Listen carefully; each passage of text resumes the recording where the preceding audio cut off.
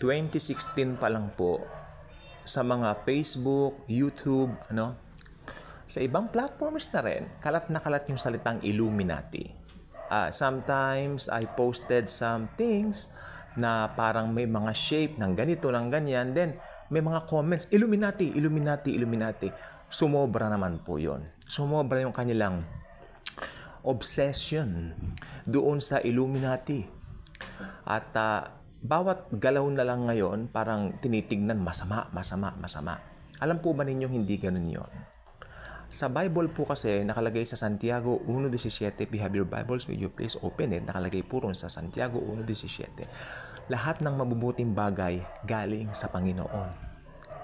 Galing sa Panginoong Jesus ang lahat ng mabubuting bagay. So, hindi mo pwedeng ipagpalagay na masama ang isang pinabuti na ng Diyos, ng Panginoong Hesukristo. While, itong sasabihin ko, meron po silang pinaguhugutan yan. Totoo po ba ang Illuminati?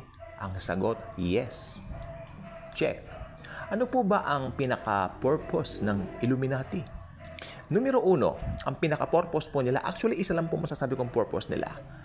Para i-govern ang buong mundo, para magkaroon ng one-world religion because they believe na, ito po ay secret society by the way, magkaroon ng one-world religion because they believe kapag nagkaroon na po ng one-world religion, they believe na magiging mapayapa ang buong sandaigdigan. Pero hindi po ganyan ang inihula ng Biblia. Kapag narinig na po ninyo ang ganito, ang ganyan, ayan na po ang paglabas ng Antikristo. So, naniniwala po ako, ang Antichrist ay isang Illuminati. I believe in that. Because siya po ay may control. How can you control something if you're not a member on it? Hindi nga lang po natin alam. Sino ba ang Antichrist? Panay ganyan ang tanong. Nope. As a believer and born-again Christian, hindi mo maaabutan kung sino ang Antikristo. Ang Antikristo po lalabas kapag nadagit na po tayo sapagkat tayo po yung restrainer upang siya ay mahayag. So, dapat ba tayong matakot sa secret society? Unang-una po sa lahat, ang secret society ay matagal na pong nasa mundo. Matagal na po yan. Ito po ay hindi, again, sasabihin ko, hindi makakagalaw ng may kalayaan hanggat nandito pa yung restrainer. Nandito pa yung mga believers. Sapagkat, alam po ba ninyo, hayagan pong gagalaw ang society yan sa pangunguna ng Antichrist ang kanilang pinuno. Kapag